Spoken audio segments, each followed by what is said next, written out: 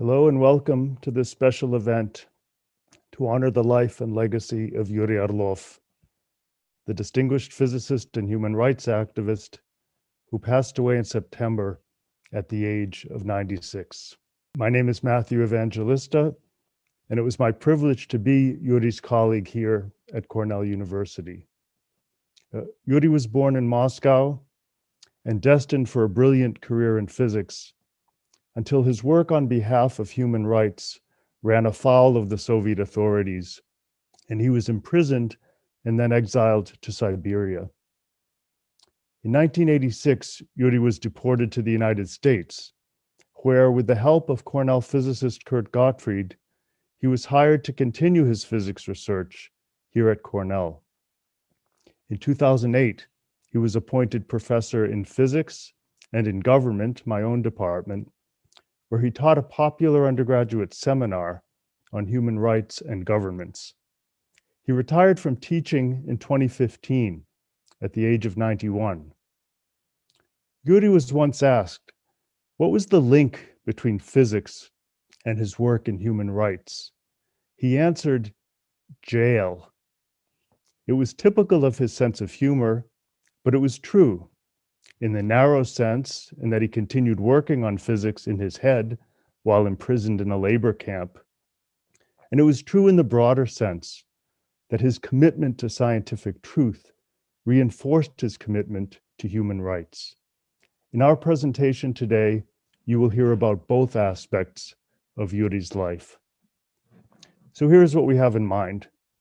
In a moment, I will turn over the event to Dr. Svetlana Savranskaya to give you some historical background and to serve as MC for the rest of the program. Dr. Savranskaya is the Director of Russia Programs at the National Security Archive, a co-sponsor of this event, where she has compiled documentary histories of human rights organizations, including the Moscow-Helsinki Group that Yuri Orlov founded to monitor the Soviet Union's compliance with its human rights obligations. After her presentation, you will hear from two physicists who worked with Yuri, Yannis Semertzidis and Georg Hoffstaetter. Next, we'll hear reminiscences of Yuri's time in the Soviet dissident movement from three of its leading activists who worked with him in the Soviet Union, Natan Sharansky, Ivan Kovalev, and Tatiana Osipova Kovalev. Following the Soviet-era activists, we'll hear from two American pioneers of the human rights movement, Jeri and Aryeh Neier, who founded Human Rights Watch, inspired by Yuri's example. Christine Vlasic, a former student in Yuri's human rights seminar, will offer her reminiscences of Yuri as teacher and mentor. Then Tanya Lokshina, a journalist and major human rights activist in Moscow, will reflect on Yuri's legacy for the current state of human rights. Finally, Tom Blanton, director of the National Security Archive, will offer some concluding reflections. Throughout the program, viewers will have a chance to pose written questions or reminiscences in the Q&A function of Zoom. At the end of the formal presentations, Professor Ian Kiesel of Cornell Law School will address selected questions to our participants or read the comments. Before I turn things over to Svetlana Savranskaya, I want to thank the co-sponsors of our event, the Judith Repley Institute for Peace and Conflict Studies, the National Security Archive, and the Migration and Human Rights Program at Cornell Law School. I want to thank our participants, and I want to thank especially Jessica Ames, who has expertly managed all of the administrative and technical aspects of the program. And thank you all for joining us. Now, Svetlana. Thank you, Matthew. Thank you, our dear participants. I think this is such an important event that we're meeting here in memory of Yuri Fyodorovich Orlov. I had an honor to meet him in person and then work with partially with him in 2006. And at that moment, I also met his wife, Sydney. And I was introduced to Yuri Orlov by Lyudmila Alexeyeva, his dear friend and colleague in human rights movement. And of course, by that time, I already read his memoir and I knew a lot about his work. But meeting him in person was something very special. And I agreed with Lyudmila Mikhailovna Alexeyeva, who once said that every time you talk to Yuri, it makes you a better person. Lyudmila Mikhailovna also said in one of her interviews about him that they say that there are no perfect people, but here's an exception. She meant Yuri Orlov. I will talk a little bit about Yuri Orlov's biography and his human rights work. And then I hope that his scientist colleagues will tell us more about his achievements and contributions as a scientist.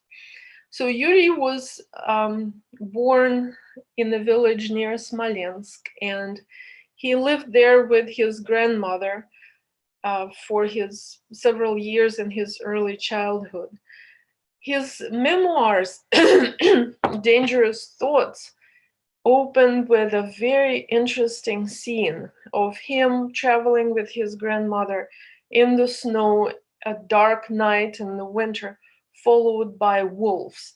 It's actually a masterfully written scene, very suspenseful. He was almost killed with his grandmother by the wolves. They chase them, they come very close, he sees their eyes. Grandmother is praying to God and trying to scare the wolves away. And there are many of them. They're scattered all over the snowy plain. And it's a gripping scene. But when I read the entire memoir, I thought maybe it was a good metaphor for him being pursued all his life by the KGB, being near death so many times, spending time in prison, and yet surviving against all odds. So let's go back to his early dissident thoughts. His actually first dissident thoughts, first disagreements with the Soviet regime date back to early post-war years, when already in 1946 he was talking with fellow officers when he just was returning back from the war, from World War II.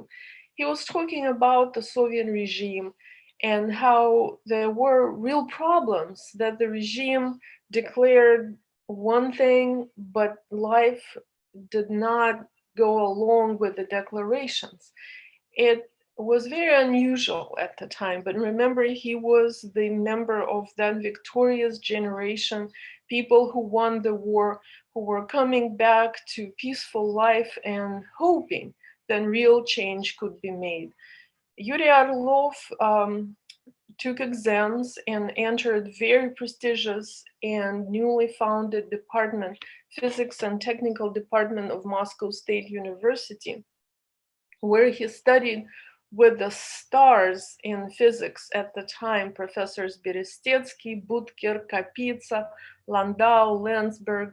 He graduated in 1952 and then joined the theoretical department of the Institute of Theoretical and Experimental Physics in Moscow, ITEP. However, his quickly developing career was cut short by another experience in questioning the system. In 1956, after Khrushchev made the report at the 20th, the secret report at the 20th Party Congress in Russia, he denounced Stalin and the Stalinist system, but then report was limited to only party members and members of the party elite. All the key party organizations staged discussions of the report that usually were limited to just reading the report and agreeing with the conclusions that were made in the report. However, Yuri Orlov and several of his colleagues at ITEP took the words of the report seriously. And you will see that in his future human rights career, he tends to take the statements of the government about freedoms and democracy in the Soviet Union seriously, something that other people did not. So they, at this meeting at the Institute in 1956, Yuri made a report, which was an incredibly brave and honest report. He talked about Stalinism as a shameful page in the history of our country. He questioned the democratic nature of the Soviet Union, and he called for combining democracy with socialism, or rather building democracy on the basis of socialism. Well, something like that was certainly unprecedented. His case was discussed in the Central Committee, and it is only due to intercession by Khrushchev himself that Yuri Orlov and his colleagues were not imprisoned at the time, but they were certainly fired from the institute. They essentially lost their careers, and his director at the time, director of ITEP, Dr. Alikhanov, told him, if you people knew what you were doing and what you are attempting, you are heroes. If you didn't, you're fools. Yuri lost his job, and it was just by chance that he was invited to move to Yerevan and continue his physics work at the Academy of Sciences of Armenia. From 1956 to 1972, he worked in Yerevan. He worked partly in Novosibirsk. He was able still to defend his candidate dissertation and his Doctor of Sciences dissertation, which would be equivalent to 2 PhDs.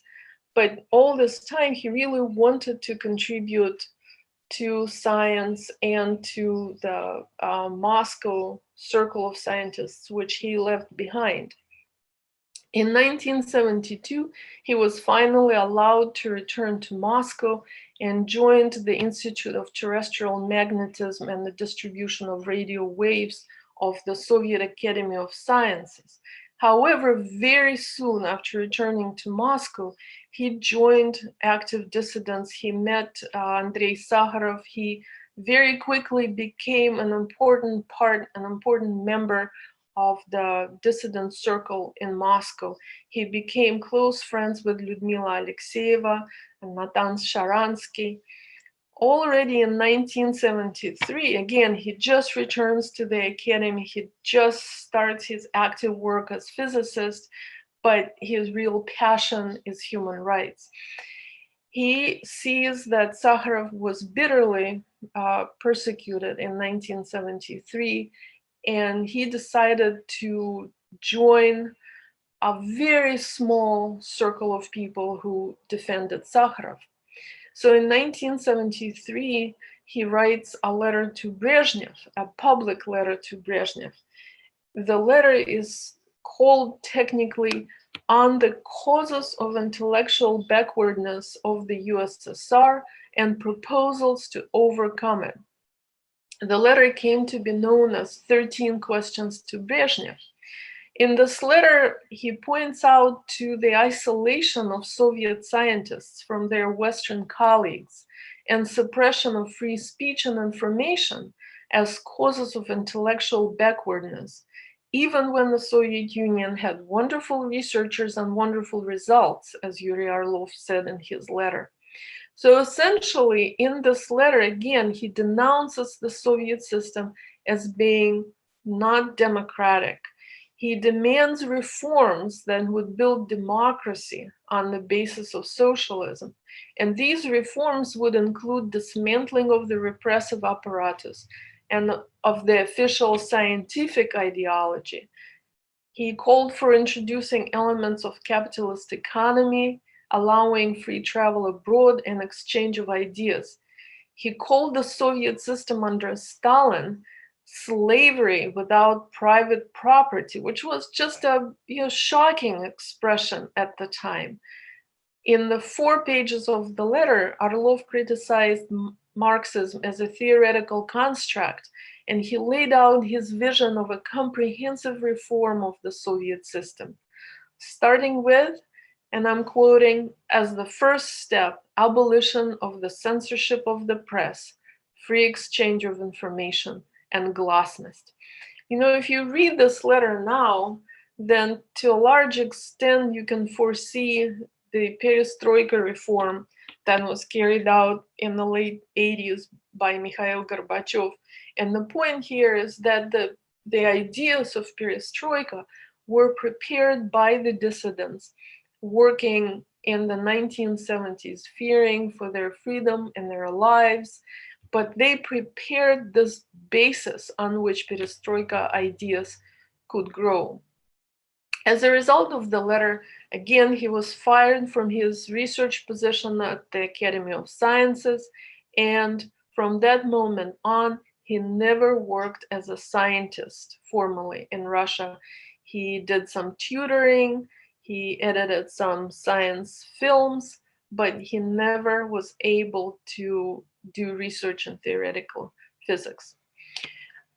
Yuri Orlov became, in 1973, he became a founding member of the Russian Soviet branch of Amnesty International. And in 1976, after the final act of the Helsinki process was signed by the Soviet Union, the final act was signed in 1975, and most people in the Soviet Union took it just as another piece of paper, just as another proclamation published in Pravda. Almost nobody took these pledges that the Soviet government made seriously. However, Yuri Orlov had a genius idea. He read the final act, especially the parts of it that dealt with human rights, and he decided to take government pledges at the face value. and hold the government responsible for human rights abuses in the Soviet Union. There was a lot of disagreement about the dissidents, about the need to create the Moscow-Helsinki Group, because a lot of members of that circle, they said, why should we assist the government? Why shouldn't we even deal with this government? This government is unreformable. You can't hold it to account for anything. However, a very small circle of people, again, on the initiative of Yuri Orlov, founded the Moscow-Helsinki Group in May 1976. In her memoirs, Lyudmila Alexeyeva very colorfully describes the moment when Yuri Orlov shared this idea with her. And in fact, she was the first person with whom he shared the declaration and invited her to join the group. She said they met in front of the Bolshoi Theater on a bench because Yuri Orlov figured there would be no KGB observation there. The place that he selected is a usual place where amorous couples and gay couples met in Moscow in front of the Bolshoi. And so nobody would even suspect that they would come there to discuss the idea to organize a dissident group. So in May 1986, Yuri Orlov, from the apartment of Andrei Sakharov, announced the formation of the Moscow-Helsinki Group. The KGB tried to stop them. They tried to warn Yuri Orlov of the consequences if he was to found this group, if he was to make this announcement. And he knew he would be arrested. He still proceeded with founding the Moscow-Helsinki Group.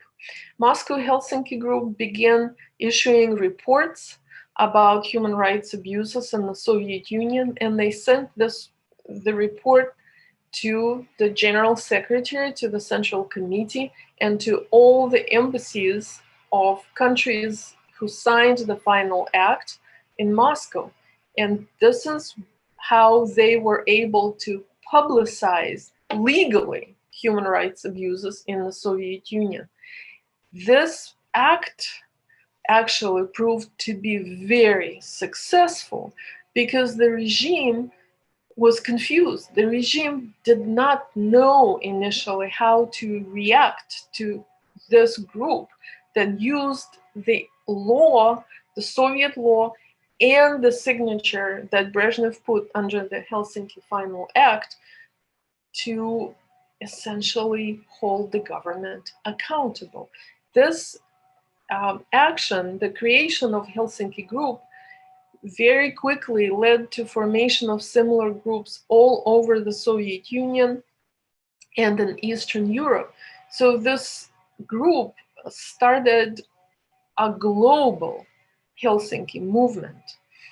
And for almost the whole year, the government did not attack the group, which was kind of an aberration. They were trying to figure out their policy toward the Moscow-Helsinki Group. However, as dissidents were beginning to organize throughout the Soviet Union, with the Moscow-Helsinki Group becoming the focal point in the entire dissident movement in the Soviet Union. In December 1976, Yuri Andropov, who was the head of the KGB, made turning point presentation at the Politburo. He reviewed the state of the dissident movement in the Soviet Union. He gave the official number of political prisoners as 840, but he also said there are thousands and thousands of them. He mentioned the fact that now Western governments were reacting to the report sent by the Helsinki Group, and they were putting pressure on the Soviet Union to release political prisoners and to lift their pressure from dissident movement. However, said Andropov, we still will have to jail them, even if the West protests. We will keep jailing, they will keep protesting, the West will keep interfering. but this is how it will be. Already in 1977, very quickly after the speech and report by Andropov, the Soviet government launched a new campaign against the dissidents, and Yuri Orlov was arrested. He spent over 12 months being interrogated in Lefortovo prison, and then the court gave him the maximum sentence of 7 years in a labor camp plus 5 years of internal exile. And in his memoirs, Dangerous Thoughts, Yuri Orlov describes his years both in the camps and in exile. And this memoir truly is an incredible documentary piece of this part of Soviet life in the late 70s and in 1980s, even at practically the very end of the Soviet Union, where political prisons existed, were very harsh. And we generally don't know very much about the way the life in prisons was in Soviet political camps. However, in 1986, in connection with US-Soviet summit in Reykjavik, Yuri Orlov was very quickly taken out of his exile, brought to Moscow, and sent to the United States. With his incredible sense of humor, in his memoirs, Yuri describes how for the first time he was given a really nicely made, tailored suit from the KGB. And he says, after having lived in my country for 62 years, I finally discovered how to get decent clothes in this country. The KGB made the suit for me. He was sent to the United States, and finally he was able to pursue his true and first passion, physics. He was able to work at the physics lab, at the physics department at Cornell University. However, he never abandoned his human rights work. While living in the United States, he returned often to Moscow. He was campaigning for the release of political prisoners. He was very active in political process, even from that far away. He objected to the war in Chechnya. He supported political dissent throughout the 1990s and 2000s. And I would like to end my intro, his bio, by an expression he uses, an advice he gives at the very end of his memoirs. He says that methods that we use are more important than goals we set in a civilized struggle for ideas. He was a great pacifist. He was a great believer in civilized, civil discussion about the ideas. He abhorred blood and he abhorred violence. And that makes him a real giant of physics and human rights and a model for all of us to emulate and remember. And I will yield the floor to his colleagues in science. And the first person who would talk about Yuri Orlov from Cornell is Yannis Semertzidis. Thank you very much for your attention. And again, please send your comments and questions to the question function in the Zoom. Hello, everyone. I hope I can make it. My picture is okay. I'm here in South Korea, the director of the Center for Axion and Precision Physics. I was very lucky to meet Yuri Orlov. It was sheer luck, actually. I first met Professor Yuri Orlov in 1988 at the Director's Summit Party event at Brookhaven National Lab, where most visitors were invited to socialize over food and drinks. That was still allowed then. The BNL director, Nick Samius, pointed him out to me and said, "Look, that's Yuri Orlov." And I turned around and I saw mostly hair, that well-known head of hair. That picture is imprinted in my brain permanently. The previous year, Professor Vernon Hughes of Yale University, the spokesman of the G-2 experiment, gave the mu G-2 proposal to Yuri, knowing that Yuri had worked on the subject. Vernon Hughes did not do this out of charity. Vernon was a very practical man. He wasn't going to do charity. So he was just getting down to business right away. I believe that Yuri appreciated this. He never wanted charity, only a real chance to go back to physics after several years of exile and prison. Not many people are able to do this successfully. So let me share my screen to show you a picture of Yuri with Vernon at Brookhaven National Lab. Okay, I think you see this here at Brookhaven. They are both very happy. And at the time, I happened to be working on Axion dark matter, a subject that Yuri actually told me he didn't like very much. And it also happens that I'm currently working on this subject here in South Korea. Yuri tried to talk to me about the mu G-2 experiment, but I had no idea about it at the time, so our discussion didn't last much. I missed the opportunity to socialize with him, but it turns out I was given a second chance. In April '92, I joined the experiment hired by Bill Morse of the physics department and had the pictures shown in figure 2 just the day after I was hired. I was always lucky in my professional life, that's for sure. I mean, meeting Yuri is proof of that.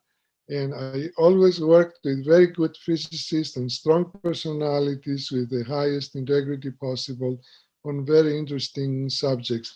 Yuri is on the top of that list. And to the students out there, I wish you luck in your professional life, but keep your eyes open for interesting people. Just to show you over here, this is Yuri Orlov. That's me, that's Vernon Hughes, Lee Roberts, Bill Morse, Jeri Barnes. I'm listing the leadership of the experiment because they set the tone and the culture of this collaboration. It was really promoting young people, and it's a very important thing.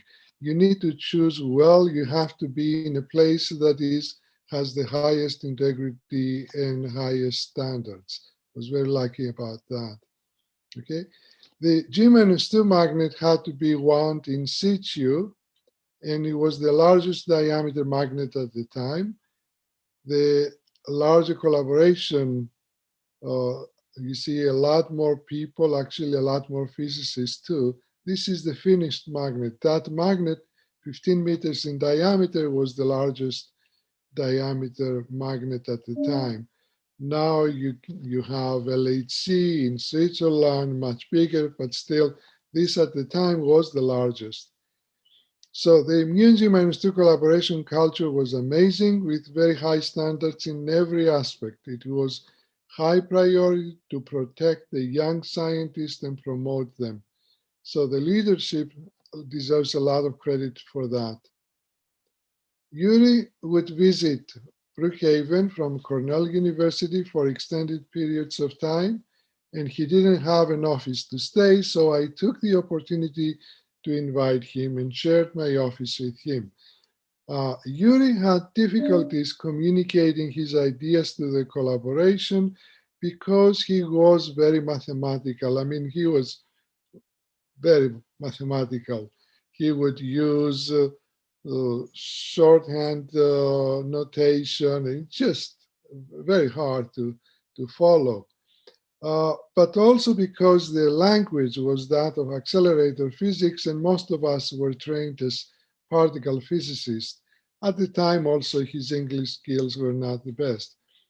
The result was that he was not as effective in the collaboration, but it was clear he knew what he was talking about.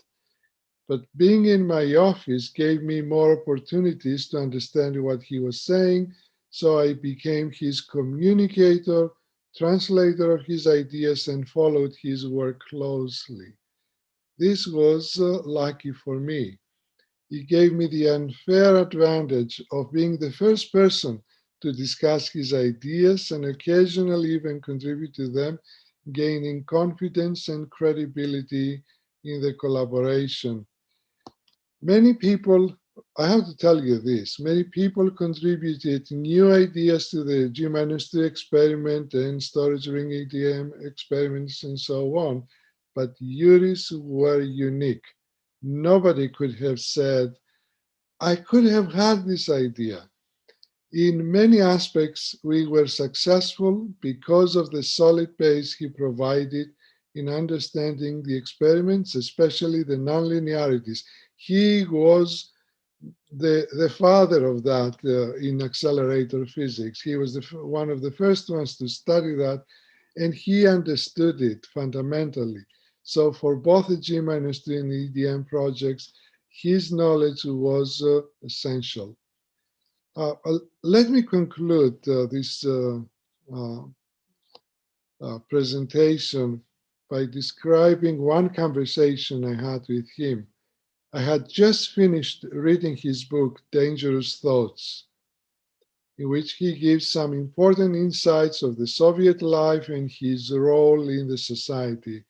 So I told him, thinking that I'm praising him, Yuri, it's amazing what you did. I don't think I could ever get near what you did. I couldn't do this.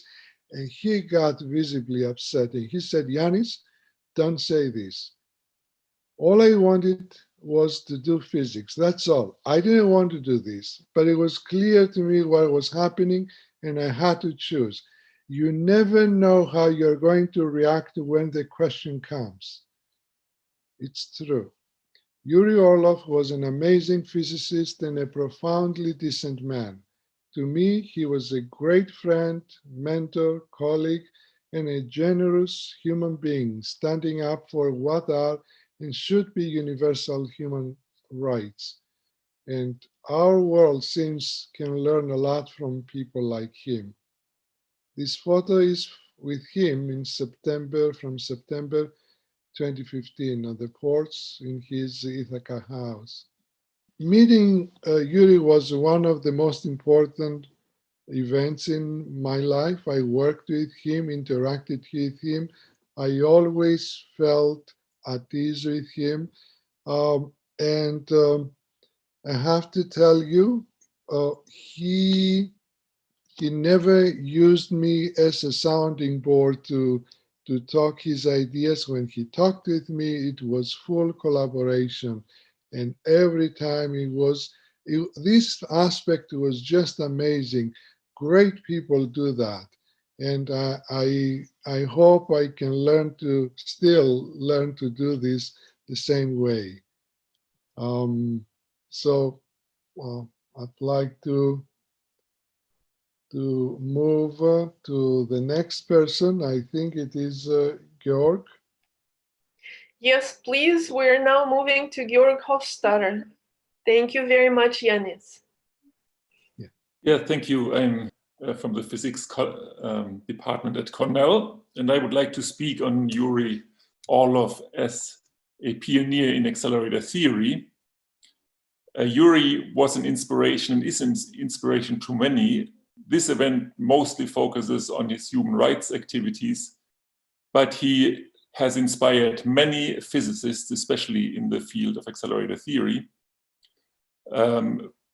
because he has been a very early pioneer as well as an influence over decades, right up to his 90s. He is an inspiration because he has been doing science in very difficult circumstances, and it's a really distinct honor to have known him and to speak in his honor here at this event after his very distinguished, productive and influential life of 96 years. I was not yet in the US when Yuri arrived, and I only learned about him and his journey after moving to my office at Cornell, which happened to be neighboring his office. Because I had worked in similar fields, he frequently came to my office to bounce off his ideas. At the time, he was already 80 and he was just bubbling over with new accelerator designs, mostly addressing tiny effects of imprecision that he would cancel with certain symmetries in accelerator designs and particle motion. Every time there was some ingenious idea behind his discussion, and it was a real pleasure to have him in my office. At that time, I also learned many interesting things about other colleagues in my field that I did not know. I only knew people's scientific work in my field, but there were so many other interesting aspects that Yuri knew. For example, Andrew Sessler and colleagues from Berkeley had started the International SOS organization, raising awareness of dissidents in the Soviet Union. It was named after Sakharov, Orlov, and Sharansky. And it's very fitting that Natan Sharansky will speak here just after me. Once I remember, Yuri came back from a vacation with Sydney, his wife, perhaps from Cancun, and he told me how nice it is to work here at Cornell in quietude and quiet, because his life in Russia had been so noisy. And he said that in his characteristic, very calm voice. And if I think about that, I realize how much he has achieved already in this early part in his noisy Russian life. He began doing accelerator work in the 50s in his education with very prominent scientists, Landau and Kapitsa, for example. And he utilized methods he learned there in accelerator physics. For example, Landau, in his book Classical Mechanics with Lifshitz, describes very well planetary motion and points out that planets like the Earth don't really move in elliptical orbits around the sun as Kepler might teach you, but these elliptical orbits are perturbed mostly by the gravitational attraction from Jupiter. And that produces slight perturbations to the ellipse, and these perturbations can be calculated by something called Hamiltonian perturbation theory. Yuri saw that particles in circular accelerators similarly do not exactly follow their designed trajectory, but that they experience small perturbations from small perturbative magnetic fields, and that the same Hamiltonian perturbation theory used for planets can be used for particles in accelerators. So he became the first to apply this Hamiltonian perturbation theory and describe long-term stability of particles moving millions of turns around these circular accelerators. That incidentally led to his first PhD. He introduced also the concept of resonances for this particle motion, which occurs when you have this small perturbative field periodically disturbing an orbit, so that after millions of turns of periodic excitation, particles finally get lost in the accelerator. And that concept is called the betatron or synchro betatron resonances, which became very important. And in fact, the title of his PhD was Nonlinear Theory of Betatron Oscillations in the Strong Focusing Synchrotron, a topic that's still essential today. Again, when he came to my office, I learned things in that area that I would not have expected before. For example, he described how Boris Cherenkov from Moscow, who has the famous Cherenkov resonance overlap criterion, of course, passed mathematical knowledge on to Orlov, but also in hard times passed a suitcase filled with money to support Yuri's family in some secret place. So there were interesting stories how the mathematicians and physicists of like-minded nature helped Yuri in hard times. More important ideas in accelerator theory kept emerging over the years. Very important is, for example, the radiation sum rule for electron accelerators that Yuri and Tarasov developed. It uses the concept that in particle beams, you have perhaps 1 billion particles in a square millimeter, and these particles oscillate around each other and vibrate around each other, perhaps like groups of people in the New York subway before COVID times. They bounce against each other and vibrate, and they can vibrate in the vertical, horizontal, or longitudinal direction. And because of these vibrations, particle beams have 3 different temperatures. And Yuri pointed out and proved theoretically that if you cool these temperatures, the sum of the cooling in the transverse, longitudinal, and vertical direction, the sum of the cooling is a constant. So if you cool faster in one direction, you have to cool slower in another direction. And incidentally, these effects, cooling, for example, are important topics up to today. For example, the largest particle accelerator that is currently being built in the US, called the Electron Ion Collider, features a cooling device that corresponds to a similar theory. Talking about accelerator design, Yuri himself designed particle accelerators. Already in his PhD times, he designed a proton synchrotron for Moscow. Later in Yerevan, he designed a 6 GeV electron synchrotron. And in the early 60s, he designed a 100 on 100 GeV electron-positron collider, more than 3 decades before that was actually achieved at CERN in the lab accelerator. He was a real pioneer in that example as well. There were other cases where he was a forerunner of early ideas. For example, when he arrived at Cornell, he wrote papers on ultra-small cross-sections in colliders that were also only realized a decade later. That actually used an interesting trick of exchanging the temperature of vertical and longitudinal oscillations to make the beam extremely short.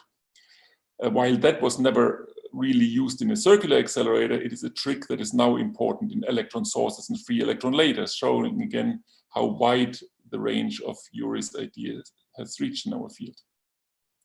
Polarization dynamics was also an important feature of his work. And this, especially the polarization dynamics, which incidentally is also my field, shows how important Yuri was as a teacher. Slava Derbenev, for example, one of the very influential theorists today for polarized beams, considers Yuri his teacher and followed many of his ideas further and developed them further. But not all ideas of Yuri took long to be realized and lead to benefits. For example, when he was at CERN in the late 80s, he introduced beam shaking to get ions out of the vicinity of a beam. And that immediately led to a better antiproton production rates at CERN, at Fermilab here in the US. The antiproton production rate was about doubled. And for example, in other accelerators like Hera, it was used to eliminate unwanted parts of the beam by the similar shaping mechanism. In fact, at Cornell, we also used it in the energy recovery LINAC we built here to get ions out of the electron beam. There are many more breakthrough ideas I could mention. The time is short, so I can't really go to them, but I would like to say that it is a great delight that all these ideas were honored by the important Wilson Prize that Yuri received just a few days before his passing. This prize comes with a citation for pioneering innovation in accelerator theory and practice, including the independent development of synchrotron radiation partition rules, similar contributions to the seminal contributions to the muon G-2 experiment, deep understanding of beam and spin dynamics, consistently unique and fruitful ideas ranging from the practical to the visionary, and embodying the spirit of scientific freedom. It is a great joy that the American Physical Society awarded this extraordinary physicist such a fitting and important prize just a few days before passing. I would also like to say a few words from Einar Flanagan, the chair of the Cornell Physics Department. He asked me to emphasize that we in the Physics Department were honored to be able to provide a professional home for Yuri Orlov, someone who was so important, impactful, and influential in the field of human rights, in addition to his professional work as a researcher and teacher. Yuri was to us a valued and respected colleague who continued making important contributions in the field of the physics of beams up to his 90s. He will be sorely missed by those of us who knew him.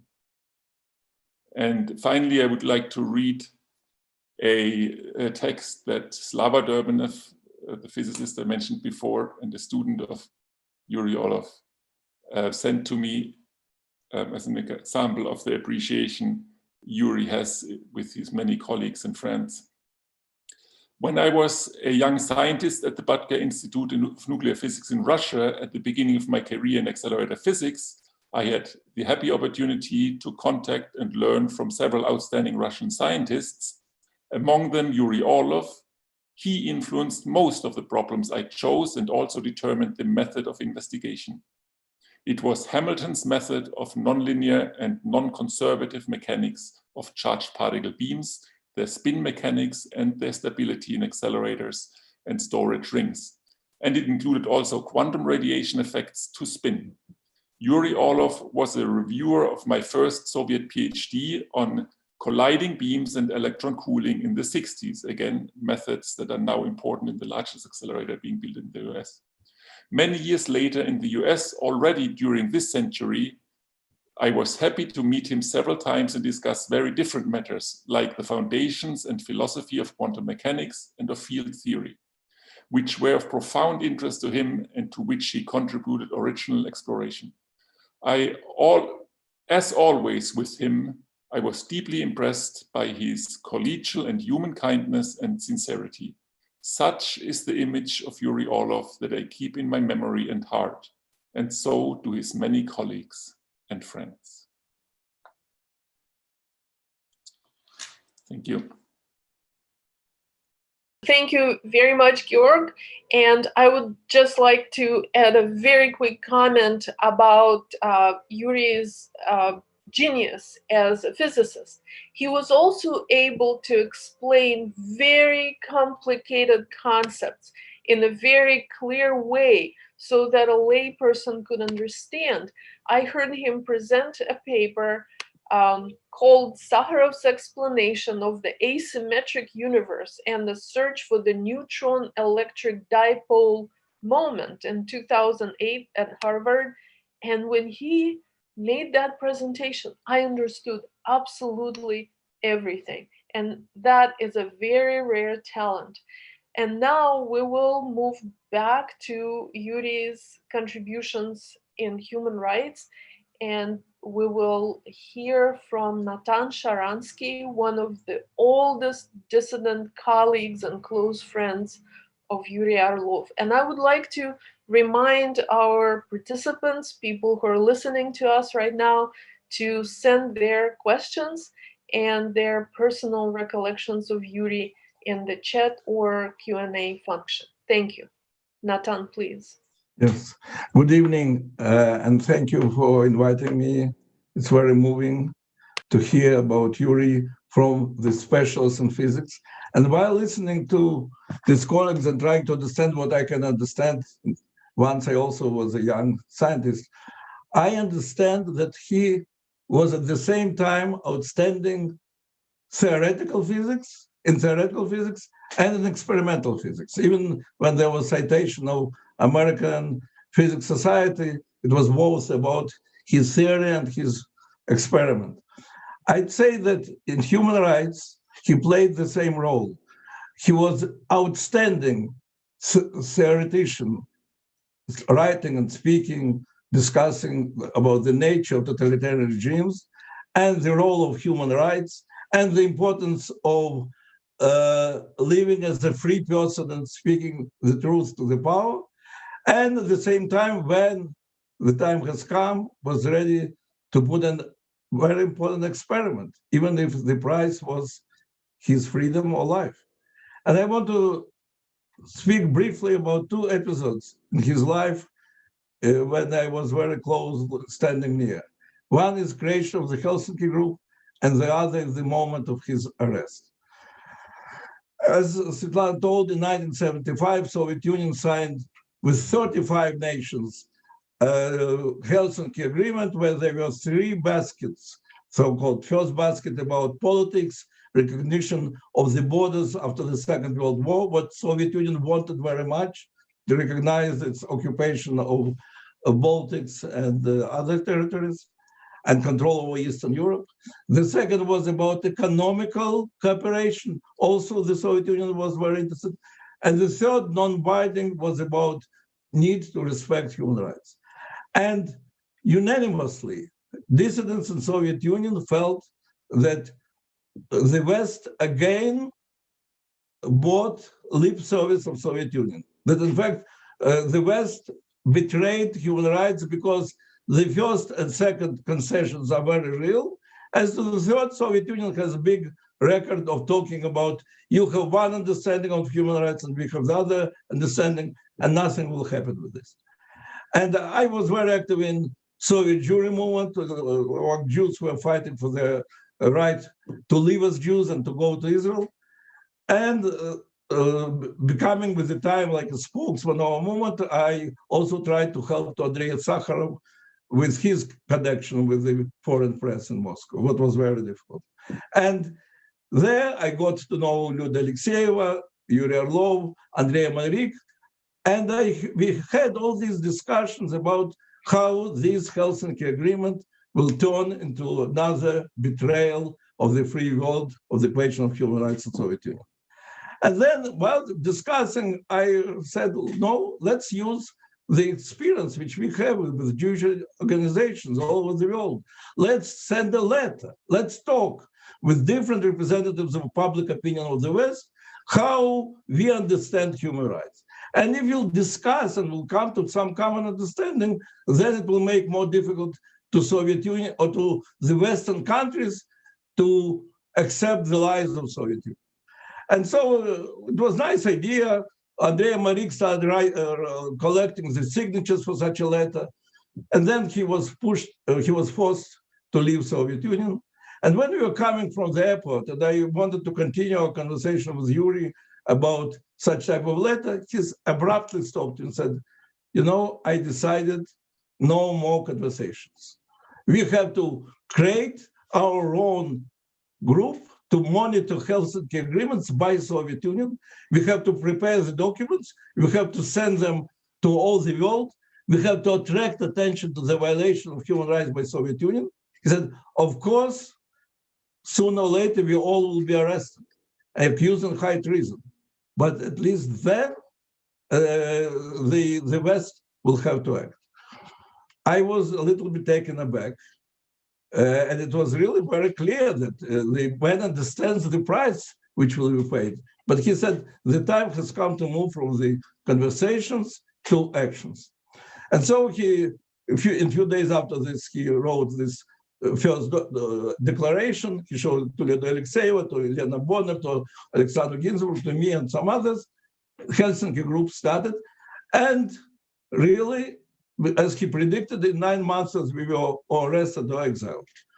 But in these 9 months, 21 documents was published. We were collecting a lot of information. The Soviet citizens from many places heard by radio about this, our activity, were sending us information. We were checking it and publishing. And I, as a spokesman, had to give it to the journalists. But something interesting happened. This time I didn't have to do it in secret.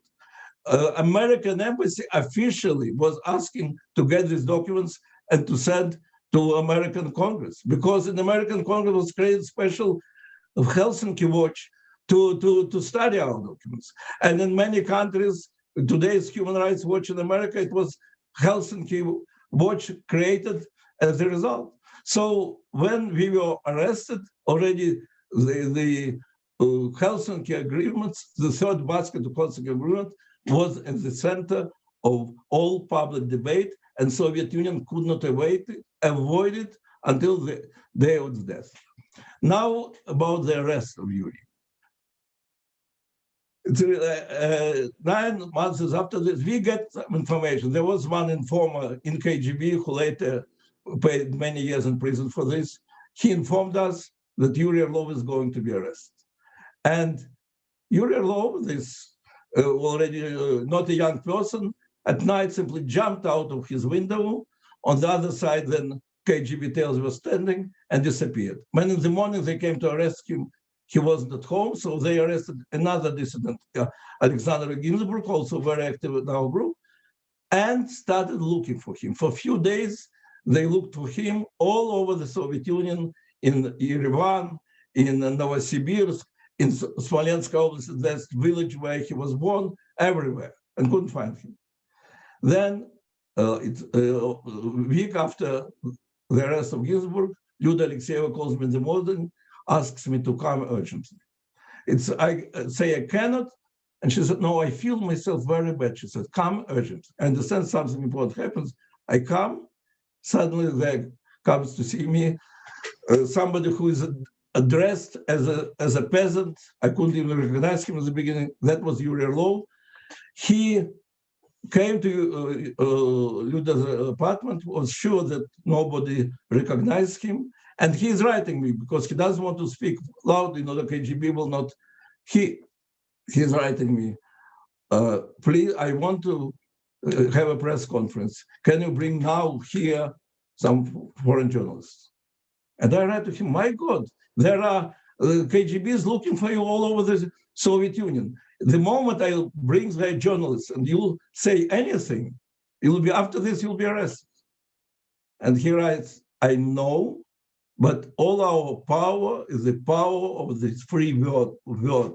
And we cannot hide. We have to bring it to the logical end. So I brought the journalist. He made his last statement. I checked if there is any entrance out of the home which is not controlled by KGB. There wasn't. So we knew that it's our final hours. I asked, are you sorry with what that you studied? He said, absolutely no, not. It was such a great thing to do it, what we did. So it's really, he was like a theoretician who has a great excitement from having an experiment, proving his theory, knowing that the prize will be his life, and that's it. Well, next time he was arrested, and I was arrested, and next time we met 10 years later, I and Lyuda Alexeyeva are giving testimony in the Helsinki Committee in the House of Representatives in Washington, committee which was created after Yuri Orlov's initiative. So no doubt that he, both as a theoretician and as an experimentator and as an absolutely fine, unique, morally pure person, in fact, sentenced the Soviet Union to death. Thank you. Thank you so much, Natan. This was a wonderful recollection of Yuri's years as a dissident and your struggle together.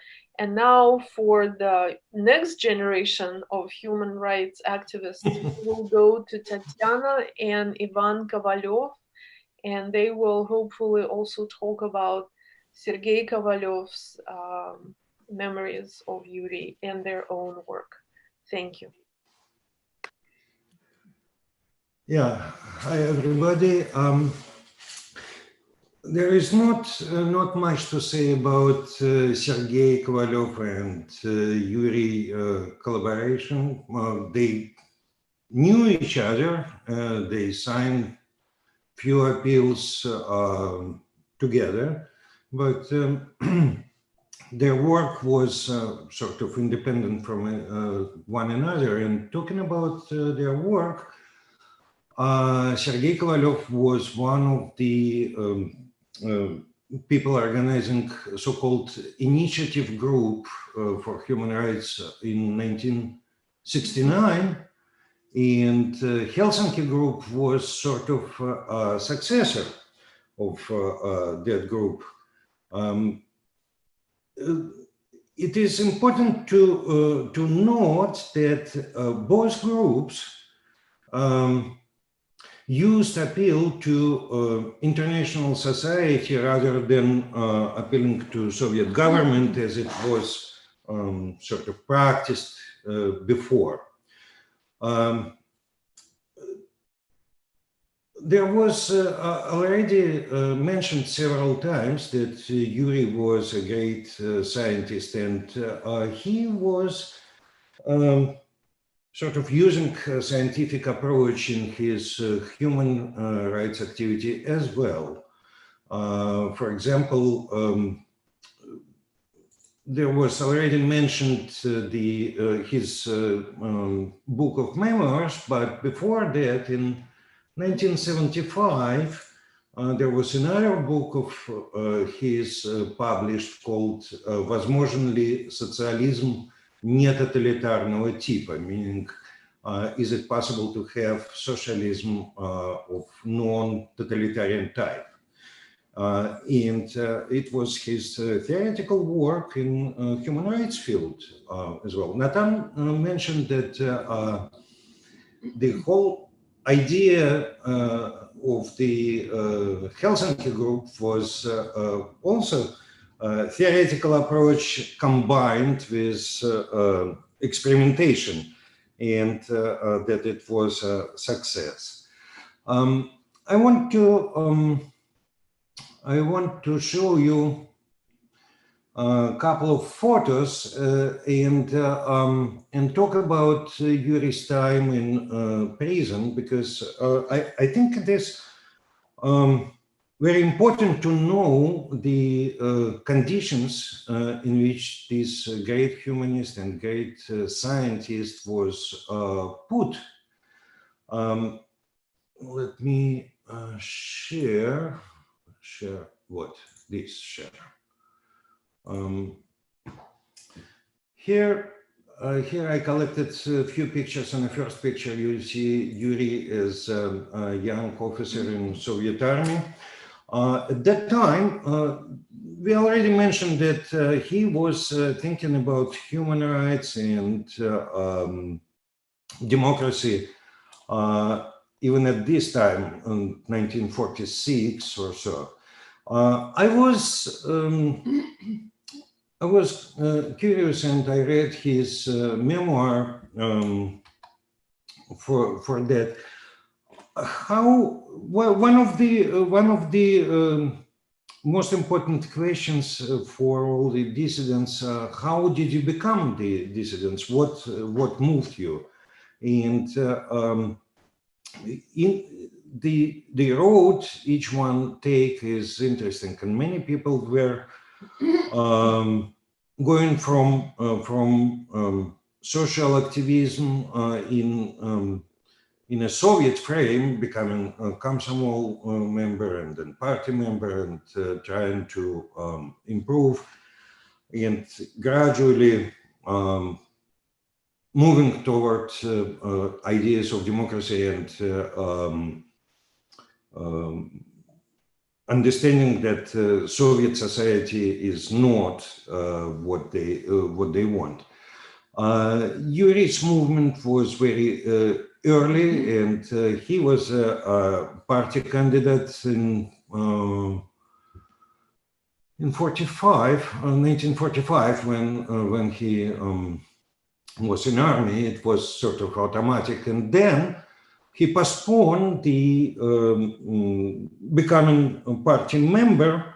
The normal term was 1 year as a candidate, and next year you're supposed to become a party member. He was postponing it, and he could not postpone it anymore because postponed it for 3 years, but could not postpone it anymore because he was asked in the institute what is happening, why he is holding up, and he had to become a party member in 48,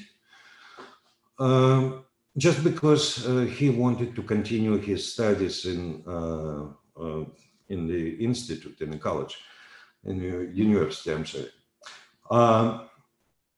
His speech in 1956 was also the end of his party career. He was discharged from the party.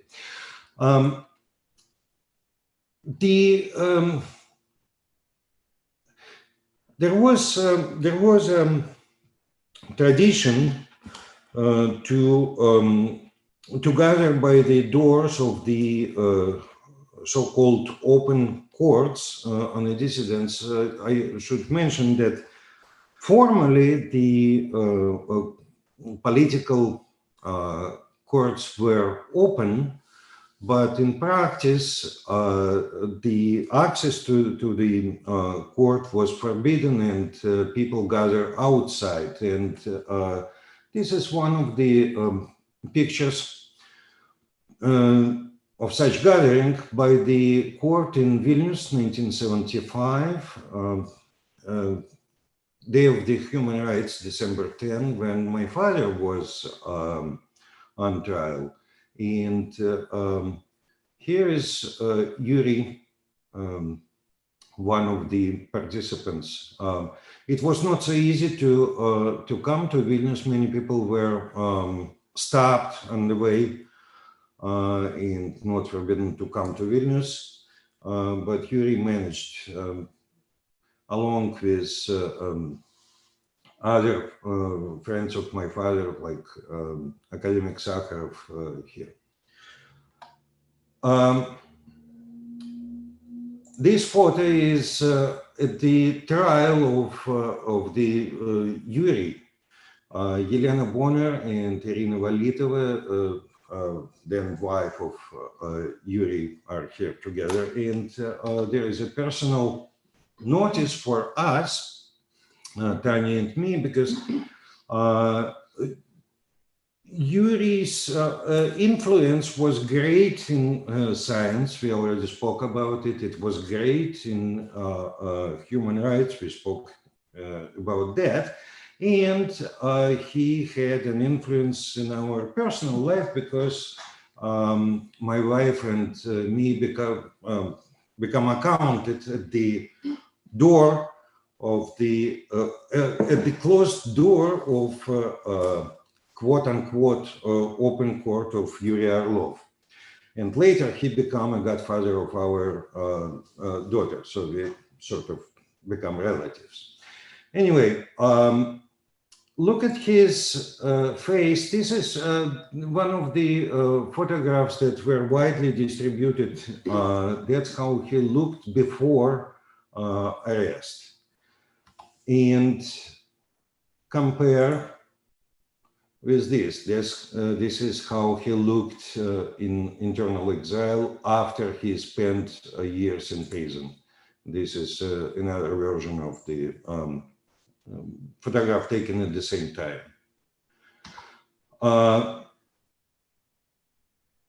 That's what prison would do for you. This picture, I was taken. This picture is of fences of labor camp. This is so-called Perm 36. There was 3 main labor camps called Perm 35, 36, and 37. And Yuri spent a couple of months in Perm 35 and then was transferred to Perm 37. I should tell you about prison. The whole system of the Soviet Union, as a matter of fact, they sometimes call it big labor camp. So it's like a Russian doll. You have big labor camp, the whole country behind the Iron Curtain. Inside that, you have labor camp. Inside labor camp, you have so-called PKT, помещение камерного типа. That means the prison-like room. And inside that, you have solitary confinement, which was called at that time ШИЗО, or штрафной изолятор. It is solitary confinement inside the prison, inside the labor camp, inside Soviet Union. Many times, people were punished by terms. This is another view I'm showing of the same labor camp. Were punished by the system of the punishment inside the labor camp is kind of elaborated, and you can have different types of punishment from written remark of the labor camp chief then you could be forbidden to spend money inside the labor camp store. The amount of money was very limited. I think in our regime it was 5 rubles a month. And you could buy some candies, some canned food, something like that. All right, and the next level of the punishment was you could be put inside the ШИЗО, solitary confinement, or PKT, the prison inside the labor camp, or you could be transferred to prison outside. That was used as well. The condition, the reason, where is this picture? Here it is.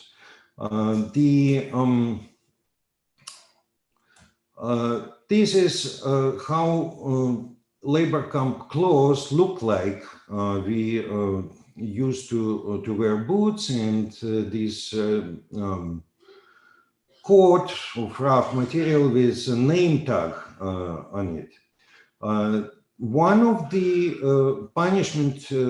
first punishments for me, for example, when I spent my time in a labor camp, was I used this name tag as a hiding place for the list of the prisoners in my camp that I want to keep, and it was discovered, and I was put in solitary, in ШИЗО for that. Yuri's first punishment was for him writing on a dusted window his last name. I mentioned the system of labor camp as a Russian doll. There is one little remark in addition to this.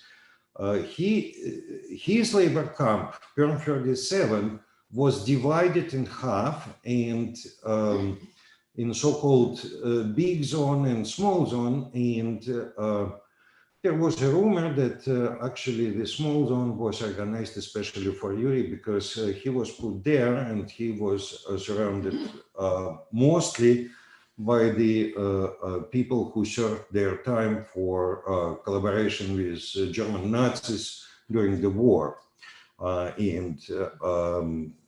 Those people used to collaboration, and they were collaborating now with KGB and keeping a close eye on Yuri. So his first punishment was for writing his name on a dusted window.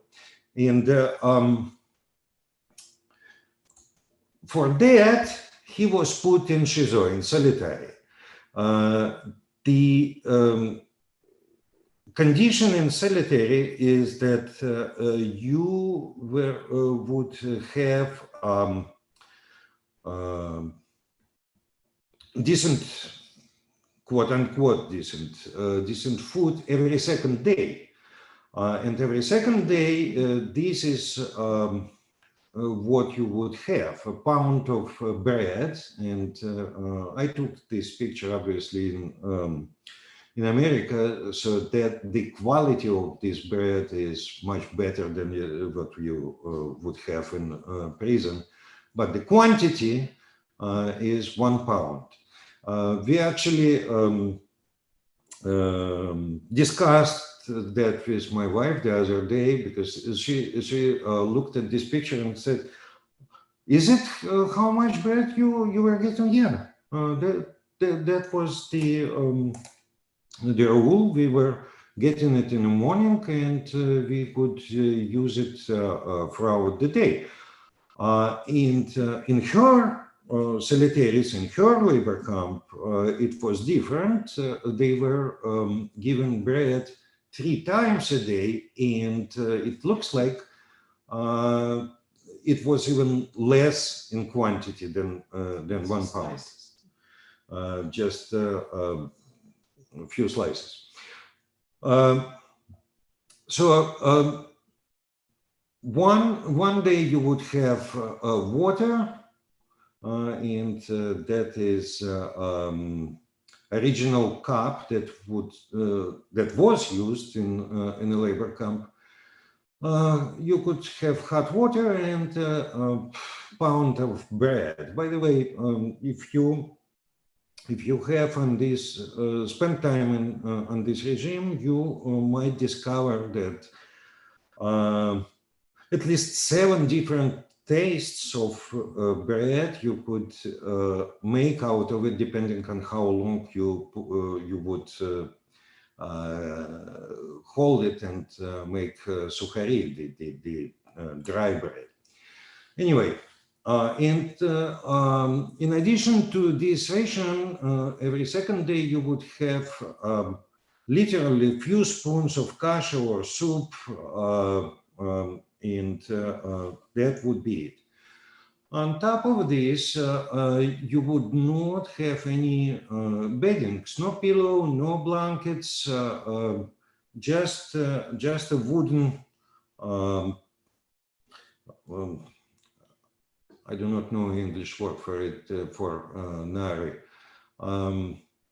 wooden bed that would be closed against the wall during daytime and open for nighttime. And the closing, so you have limited ration, which is torture in itself. Also, you have different clothing. I showed you how that looks. That would be allowed in shizo, in solitary, in men's camp.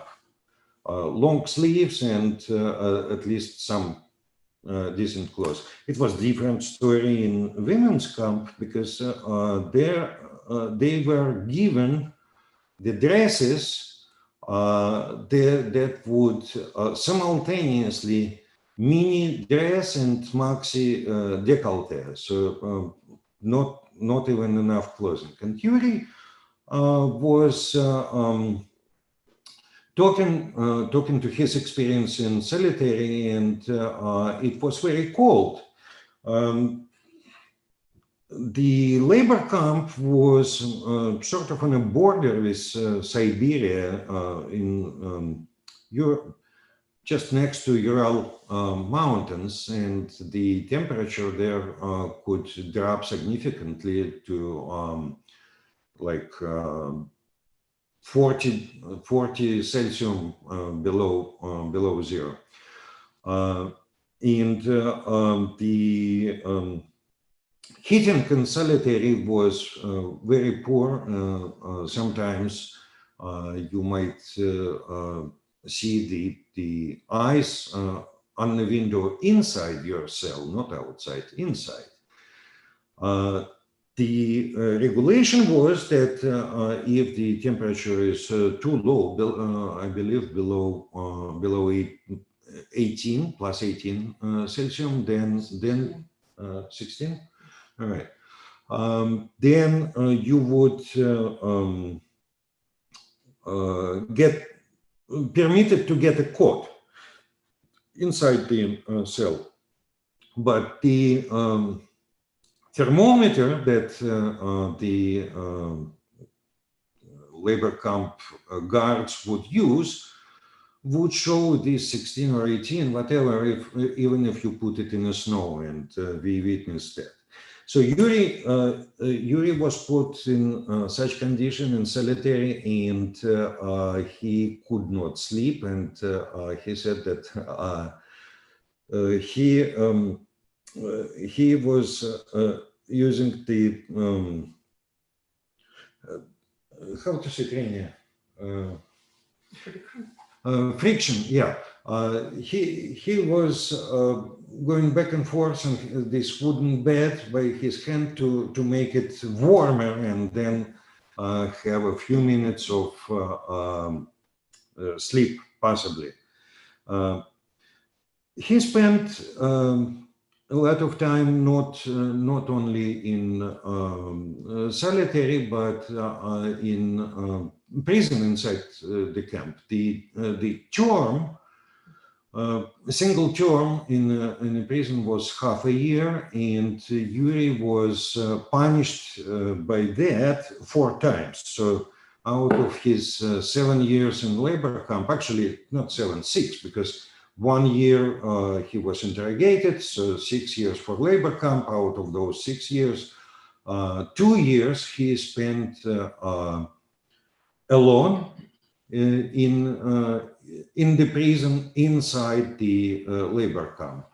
The condition inside this prison was slightly better compared to solitary confinement, because hot food was provided every day, and you had some bedding, so you had blankets you could use during nighttime, and you also were permitted to smoke, to receive the letter, to send the letters in a prison, but you not in a solitary confinement. Yuri continued his work, both scientific work and human rights work inside the labor camp, and he was able to smuggle outside his scientific articles, and also he worked with other prisoners on the document. When he just came to labor camp, he declared that he is here not only as a prisoner, but also as a member of Helsinki Group who will watch for condition inside the labor camp or prison where he was put. So he was able to smuggle a big document about conditions in the labor camp, and it was published by Helsinki Group in Moscow as one of their documents. To live in agreement with your thoughts, and he was a great success in it. Now let me turn floor to Tanya. Hello. My name is Tatiana Osipova. I want to say a few things that surprised and touched me about Yuri. Much has been said about him as a great Soviet human rights champion. But Yuri Orlov fought not only for Soviet dissidents. Yuri was shocked and deeply saddened by the Tiananmen Square massacre. And since then, he never stopped fighting for Chinese dissidents too. He even remembered many of them by name. I do not know how he was able to do that. Another thing about Yuri Orlov I want to share with you is his richness in culture. He knew thousands of poems by heart. He could talk about literature and music for hours. I remember how in Rome, after a conference, we took a walk around the streets to view the wonderful architecture of the Eternal City. One dome roof caught our attention. It was shining like silver. It looked like as it was covered with snow on a hot Italian day. I cited a Russian poem about snow. Yuri answered with another one. I cited more. He continued. It was amazing how Yuri, physicist, easily cited poem after poem. When our daughter Lisa was born, Yuri became her godfather. He and his charming wife Sydney took it very seriously. Later, they took under their wing our second child, Dennis, too. It was fun to watch how Professor Orlov explained to a 7-year-old boy how his toy rocket engine works. Dennis said that best part of talking with Yuri as a child was that he never talked down to him. One of the best memories of our children have is the months that they spent in the Orlov's house and talk a lot about life with Yuri and Sydney. Yuri could explain difficult things with simple words. When we came to celebrate his 95th birthday, he talked with us about dipoles. He drew pictures on napkins and made this difficult science very visible and understandable. Yuri also had a great sense of humor. He named one largemouth bass in his pond Fyodor Ivanovich, after the great Russian bass singer Shaliapin, and named one of his cats Lev Nikolaevich, after Tolstoy. His current cat's name is Antoshka, after a funny boy from a Russian song. This song about Antoshka I sang to Yuri when we came to visit him just days before his death. He could not talk, but he waved his hand to show that he liked it. Leaving Yuri and Sydney home, we hope that we'd see Yuri again, laugh again together, and listen to his explanation of another scientist problem he worked on. Unfortunately, it didn't happen. But we always will be grateful for the happiness of knowing that great man, kind man, and our dear friend, Yuri Orlov. Thank you.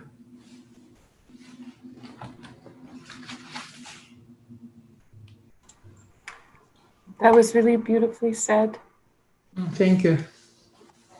Thank you. I'm glad we were able to record you today. Thanks to you. Okay. Well, thank you both for participating. And when we have the video done, we will share it with everyone who is a panelist for you to have a copy of. Thanks for a great job. All right. Thank you both. I appreciate it. Thank you. Thanks. Bye. Thank you very much. Actually, our next participant is Jeri Leiber, And she is one of the oldest international supporters and colleagues, and really the person who took Yuri's legacy from the Moscow-Helsinki Group to the International Helsinki Federation and made this movement truly international. Thank you. Well, I am, as you know, Jeri Labor. I'm one of the founders and the longtime director of the U.S. Helsinki Watch Committee, which later became part of Human Rights Watch. We formed the U.S. committee in 1979 in response to what was happening to the members of the Moscow-Helsinki Group and other groups as well. We were appalled by the arrests of so many Helsinki monitors in the Soviet Union, and we were determined to work for their release. These were selfless people, people whose only crime was reporting on the repression of others. I was in Moscow in September 1979 and able to talk with the remaining members of the Moscow group. We met in the Sakharov's apartment. Just a handful of people. Ivan and Tanya were among them. They told me about the sufferings of their colleagues in prison and exile. I told them about our organization, that we wanted to help, and we discussed joint actions we could take together. After that visit, I was banned by the Soviet government from future travel to the Soviet Union. When we first started, the U.S. Helsinki Watch leaned very heavily on publicity. We wanted to involve government officials and the public, who were mostly unaware of the Soviet government's abuse. Ludmila Alexeyeva was a consultant to our committee from the start, and with her help, we were able to gather personal information and photographs of the imprisoned Helsinki monitors in the Soviet Union and Eastern Europe, and we published their stories under titles such as 39 Who Believed. The number 39 quickly grew to surpass 50. Yuri was already well into his prison sentence at the time that we formed, but as the founder and the first chairman of the Moscow group, he became the personification of all the political prisoners for whom we were working. In other words, we made him our poster boy. Literally, we designed and distributed a poster featuring a photo of Yuri taken in Siberia, looking wasted from abuse and hard labor. It's the photo that Ivan showed earlier of Yuri wearing the hat. That poster had the familiar red borders of a Time magazine cover, and we entitled it Forgotten Man of the Year. Working to free political prisoners in the Soviet Union seemed like a hopeless task back then. Our words and our protests seemed to fall on deaf ears. But I, through happenstance rather than by design, was able to play a key role in Yuri's release. It was and remains one of the highlights of my human rights career. It illustrates the role of chance also when it comes to life and death situations. This is how it happened. It was September 1986, and I was at a meeting at the US State Department. There I ran into Roseanne Ridgway, the Assistant Secretary of State for Europe. We had met on previous occasions and had formed a comfortable professional friendship. Roz brought me to a comfortable couch in an alcove where we could speak privately. She told me that she would soon be going with President Reagan to Reykjavik, Iceland, for his second summit meeting with Gorbachev. She said that Reagan hoped to get some human rights concessions from the Soviets in advance of the meeting. Then she asked me for suggestions. Get them to release Yuri Orlov, I said at once, and went on to describe his situation. Despite all our advocacy, it was clear that Roz had not heard of Yuri. How do you spell his name, she said, taking out a notebook and writing it down. A few weeks later, Roz called our office with the following message. Tell Jeri she's got her man. She went on to ask Helsinki Watch to receive Yuri when he arrived and help him get settled, a request we rose to with joy and excitement. From the moment I met Yuri, it was clear to me that he was a remarkable man. After almost a decade of hard labor and abuse, he had been suddenly whisked from Siberia, stripped of his Soviet citizenship, and put on a plane to the United States, all within the course of a few days. He found himself in New York City, where at that time, the contrast with Moscow could not have been more extreme. All of this should have been overwhelming. Instead, I met this lively man with an impish grin and a twinkle in his eye. He was full of ideas and optimism and humor, curious to know all about the new world he found himself in, while eager to keep working for his imprisoned colleagues back home. We arranged a month-long trip for Yuri to various European capitals, where he met with presidents and prime ministers, as well as with local human rights groups. Yuri embarked on a new life here. At last, he was able to pursue the scientific research that had been hampered and then denied to him in the Soviet Union. He moved to Cornell, where he met and married the wonderful Sydney, who not only taught him English, but became his indispensable partner in life and in his human rights work. I visited the Orlovs in Ithaca, spent time in their lovely home with its gardens and pond. I saw the pleasure Yuri took in digging the soil and feeding his fish. Yet despite his new life, Yuri always continued working for human rights in Russia and in other countries as well. He was the honorary chair of our International Helsinki Federation for Human Rights. He taught human rights at Cornell. He won many awards. He published a memoir. He became an American citizen. Yuri will always be remembered for his resilience, his brilliance, and his humanity. And I will always remember that twinkle in his eye.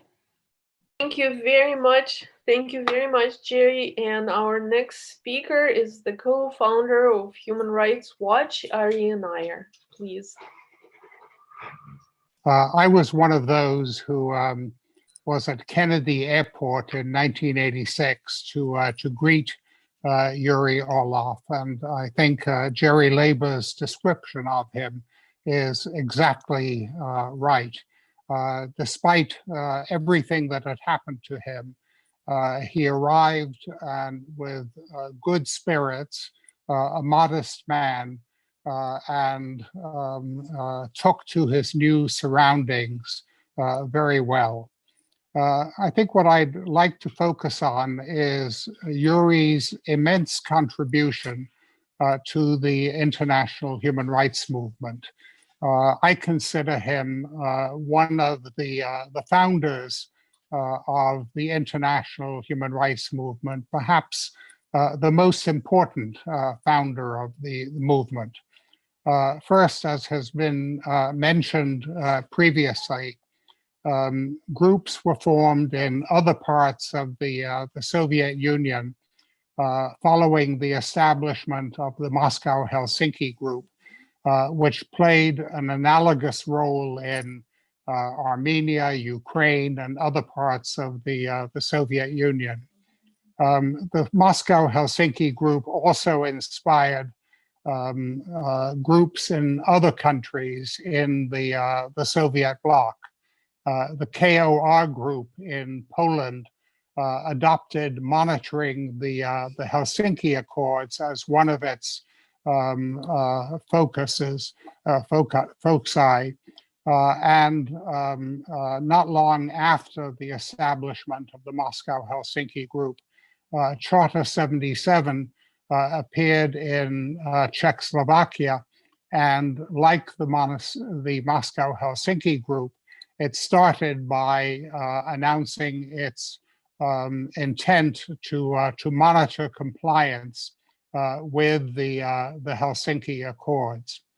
Yuri, in focusing on the Helsinki Accords, in effect, helped set the path for human rights groups all over the world. That is, it has become standard in the international human rights movement in the more than 4 decades that have elapsed since the establishment of the Moscow-Helsinki Group to concern human rights groups with the agreements that their own governments have made to respect human rights, and then to measure the performance of those governments against their own commitments. And that style, that approach for the human rights movement really originates with Yuri Orlov. In addition to inspiring the creation of human rights groups in other parts of the Soviet bloc, the Moscow-Helsinki Group, which Yuri Orlov launched, inspired the creation of other human rights organizations in different parts of the world. As has been mentioned, Human Rights Watch is an outgrowth of the Helsinki Watch in the United States, and it owes its existence to the inspiration that derived from the work of Yuri Orlov. Similarly, for example, in Sweden, the Swedish Helsinki Group, which was established as a result of the imprisonment of the Helsinki monitors in the Soviet Union, has evolved into an organization called Civil Rights Defenders, which defends human rights activists all over the world who are persecuted for their work in human rights. Another way in which Yuri Orlov contributed to the establishment of the international human rights movement is that the groups that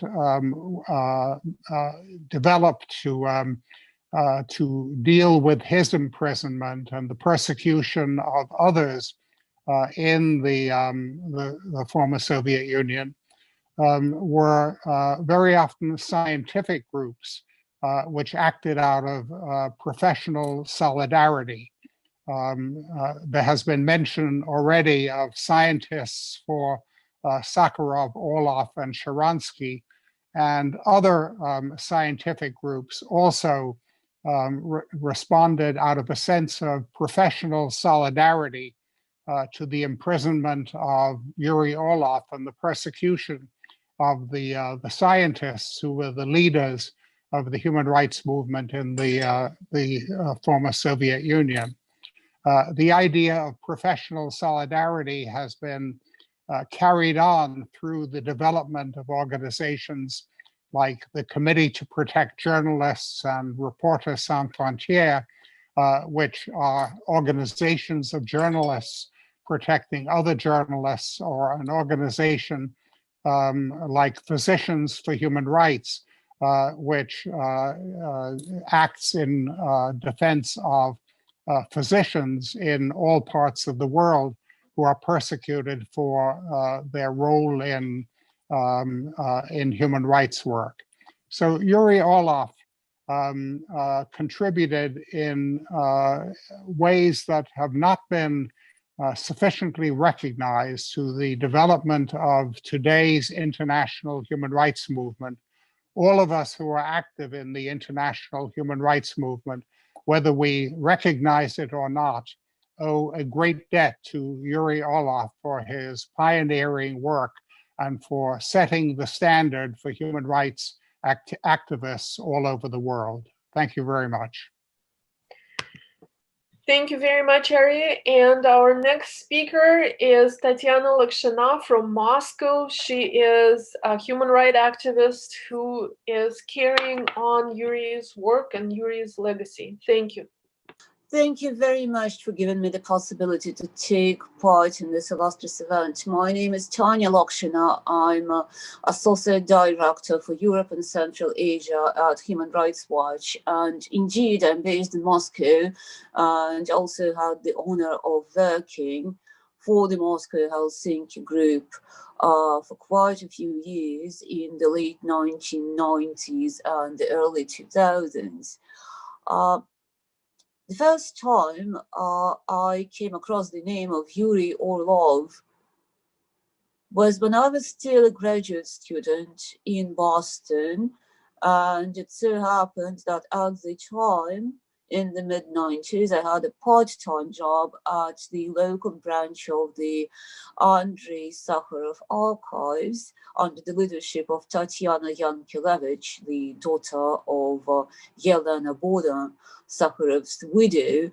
And while working at the archive, I was filling out archival dossiers for some of the key people in the Soviet human rights movement and the Soviet dissent movement. And of course, Yuri Orlov was very much on my radar screen at the time, just like Mr. Sharansky, who spoke here earlier, just like Ludmila Alexeyeva, who later I worked for. And frankly, at the time, again, I was a graduate student in Boston, doing my dissertation on very lovely things in life, such as the great works of Bulgakov and Molière.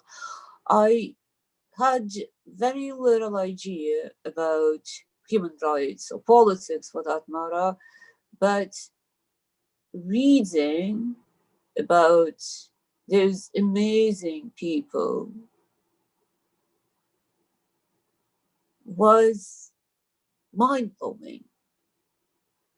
To me, at the time, they were like gods and heroes, people who were effectively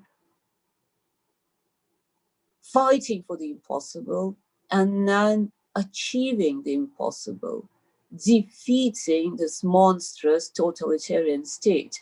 And I was born in the Soviet Union myself, and I remember full well growing up in hypocrisy when by the age of 3, you knew without a shadow of a doubt that whatever you overhear your parents saying in the kitchen, you cannot possibly repeat it in the kindergarten or the playground, right? And hearing from your parents time and time again as you grow up, do not beat your head against the wall. Always be cautious, always play by the rules, even if you do not like the rules, because this state is dangerous and you cannot conquer it. And so reading up and working on completing the biographies of the people who actually conquered it was just above and beyond. It was an immense privilege and at the same time an immense pleasure. But I genuinely thought back in the mid-90s that it's about history more than anything else. And that when I go back to Russia, which was no longer Soviet Union, it would be a different country, a very chaotic country, a very problematic country, but still a country which is firmly set on the path to democracy. I returned to Russia in 1998 and I started working for the Moscow-Helsinki Group pretty much straight away. That was my first job in Moscow. Getting to meet those very individuals that I read so much about, that I thought so much about. It was like a dream come true. Getting to work with them was more than a dream come true. It was the impossible coming true, sort of. And I think I got to meet Yuri Orlov when he came to Moscow 1 year into my employment with the Moscow Helsinki Group. And my first reaction was, oh my God, this man, this giant, he is in fact so tiny.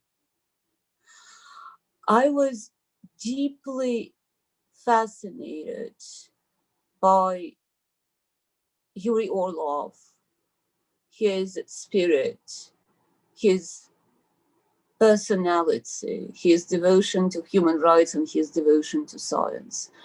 And I recall rather vividly how in the early 2000s, he and I ended up at the same International Human Rights Conference in Zagreb. And once the event was over, my flight was late at night, and his flight was the next day. So we spent all afternoon just wandering around Zagreb. It was early autumn, golden trees, chestnuts were falling onto the ground like a rain of chestnuts, really. We went to little cafes, we had coffee. He helped me out of my coat and into my coat, very gentlemanly. We just talked and talked and talked and talked. And he was asking me lots of questions about my work in Chechnya, because I did quite a bit of work in Chechnya at the time. And at some point during our conversation, he expressed regrets that he was no longer so hands-on about human rights. And I actually had the courage of asking, well, if you want to be more hands-on, like Mr. Kovalev or Miss Alexeyeva, why didn't you make that choice? And his answer still sticks with me, actually, even though it was years ago. He thought about it, he genuinely thought about it, and then he said, well, Tanya, you know, science is so jealous, much more jealous than any mistress. And I guess I had his answer, and at the same time, it was unbelievable how much he was able to do for human rights while being fully devoted to his academic career. And I haven't seen Yuri in quite a few years, haven't spoken to him quite a few years, never had the chance to say goodbye, even though he was one of the very important people in my life and in my work. And we never discussed what was happening in Russia right now. And getting back to the point which I had made earlier, very quickly, I know we are running out of time, but yes, indeed, when I was a graduate student in Boston in the mid-90s, and I was reading up on Yuri Orlov and his courageous friends and colleagues, I was thinking whatever they did was a miracle. It was amazing, but it is glorious history. And never did I expect years later to see all those rights issues that Yuri Orlov and his colleagues worked on become so relevant in Russia. In Russia, where we now have scores of political prisoners, where monitoring political trials is something not only human rights organizations, but actually groups of volunteers do on a regular basis. Russia these days is a country where peaceful protest is punished viciously. to the point that the government is adopting a piece of legislation, or rather ramming it through the parliament as we speak, that would require people to seek special permission even for single-person pickets, that effectively equates single-person picketeering with large-scale demonstrations. Russia now is the country where police torture and torture in penitentiary institutions is very widespread and perpetrated with a great degree of impunity. Russia is a country where religious minorities are being suppressed.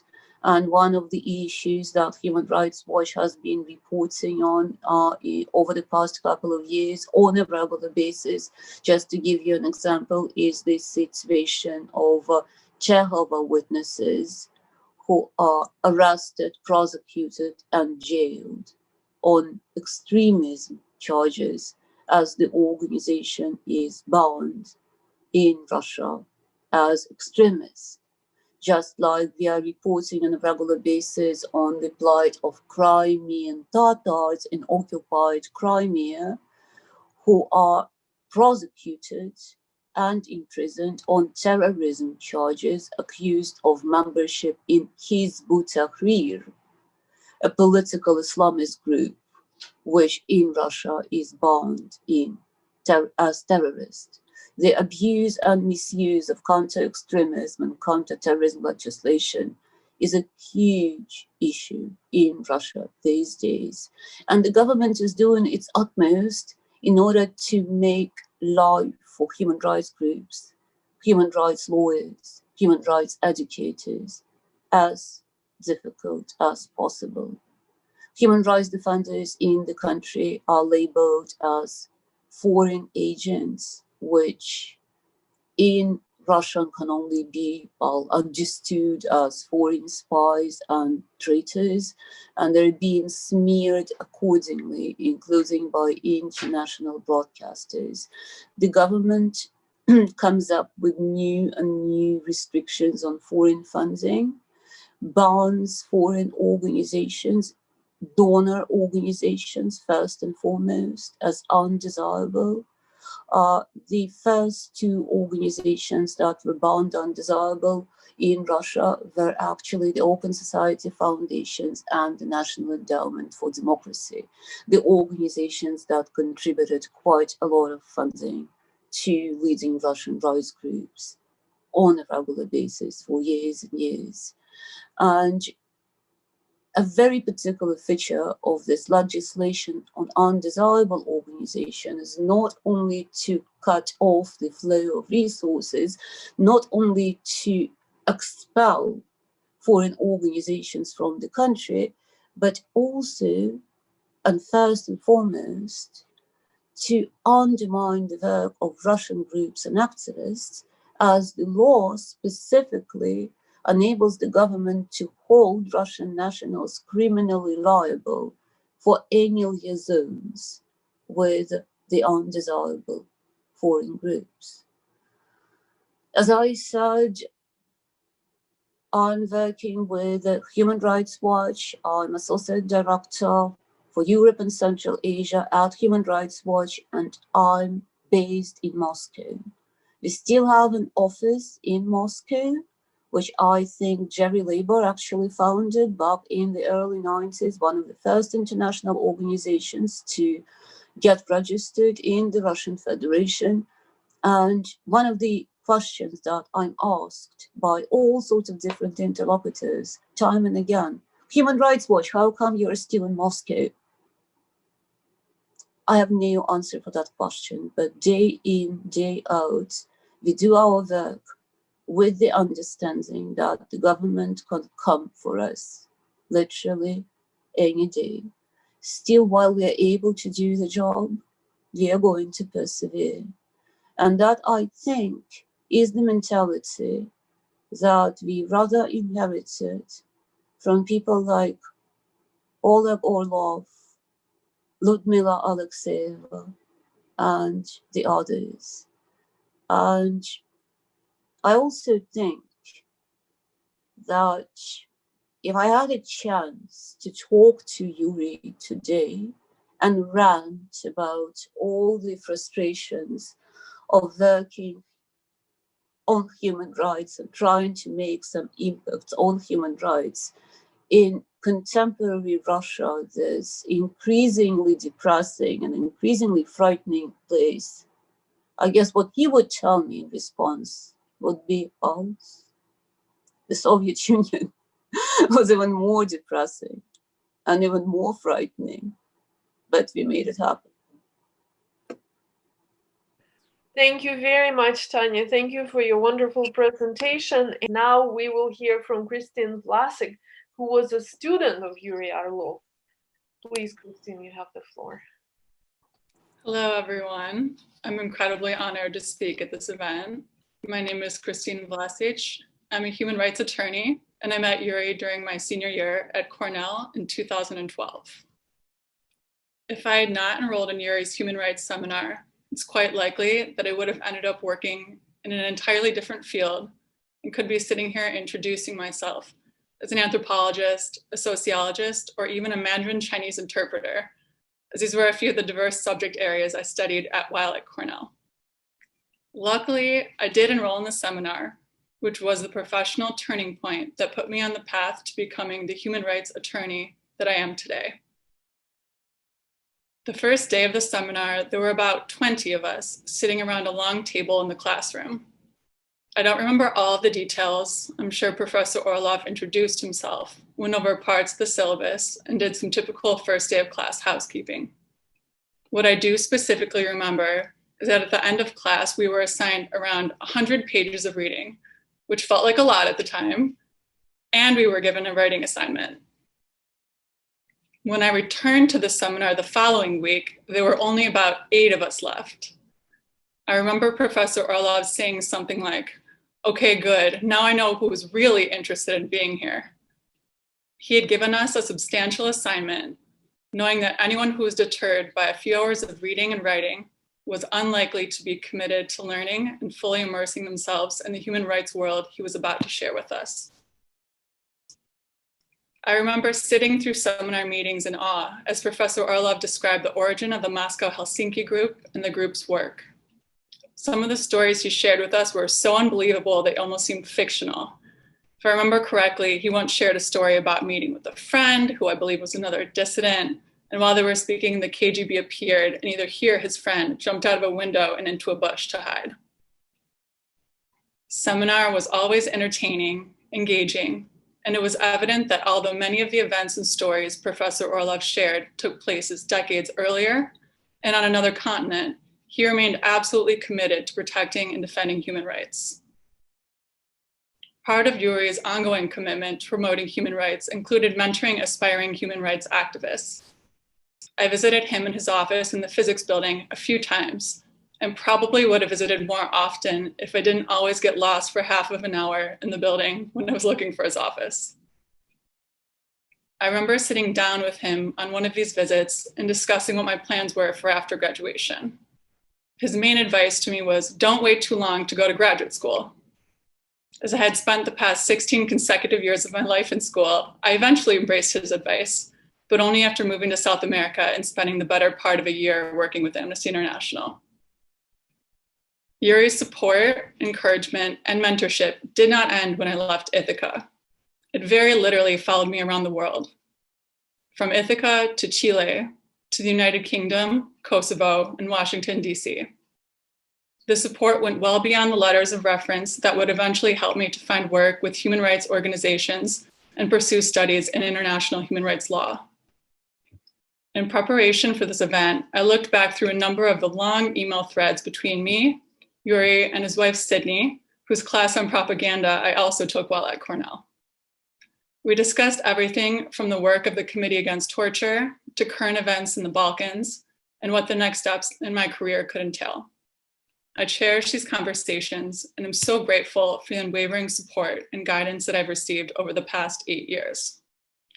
So to conclude, I'm so glad that I read the 100 pages, wrote the essay, and returned for the second meeting of Yuri's Human Rights Seminar. I had a unique opportunity to learn from an absolutely inspirational individual that I will always consider a mentor. Thank you. Thank you so much, Christine. You're real evidence that Yuri's spirit is with us and in you and in many young human rights activists around the world. And now we will turn to Tom Blanton to wrap up our event. Thank you.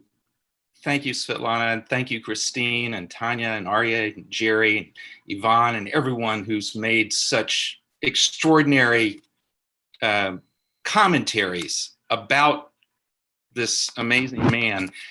My name is Tom Blanton. I'm the director of the National Security Archive based at George Washington University, and I first met Yuri and Sydney in Moscow at the 30th anniversary celebration of the Moscow Helsinki Group. And at that moment, Svetlana and I were in the middle of our project to publish all the documents about the human writers of the Soviet Union and the world. And we were publishing documents from the KGB and from the CIA. We were publishing documents from the White House and from the Politburo, giving us really for the first time that the worldview. But meeting Yuri really brought those documents to life, not just his halo of hair, which Yannis talked about, that amazing halo of hair that in his youth, his nickname was Ryzhik, carrot top, because it used to be not white. But it was like emerging from his big head already, this big hair like particles being accelerated from his brain. Talking to Yuri gave me whole new appreciations for the movement and for documentation, which was a core methodology of the Helsinki Group and his genius ideas for watching and holding governments accountable. And much later, when I had the great joy of talking with Yuri and Sydney at their house in Ithaca, and I asked him, just tell me, Yuri, what's so cool and important about these physics projects that you're working on, say, as compared to the Moscow Helsinki Group?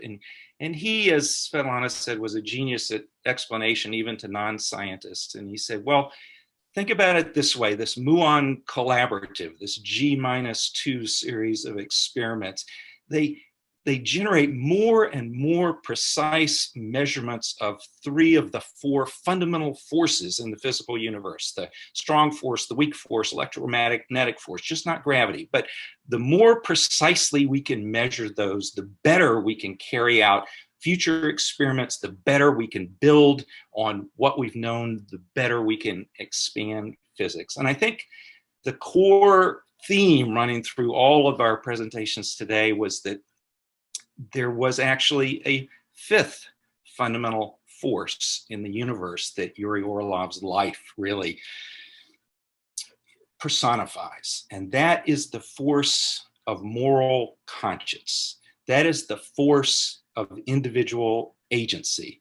That's the force of will against all the odds to do the right thing, to move justice, to change the arc of the moral universe, to bend it closer to justice. And so I think Yuri Orlov has given us a very precise measurement of that moral universe by his personal example. As Tanya commented, he was not a tall man, but he was a giant of physics, a giant of human rights, and all the rest of us, we stand on the shoulders of giants.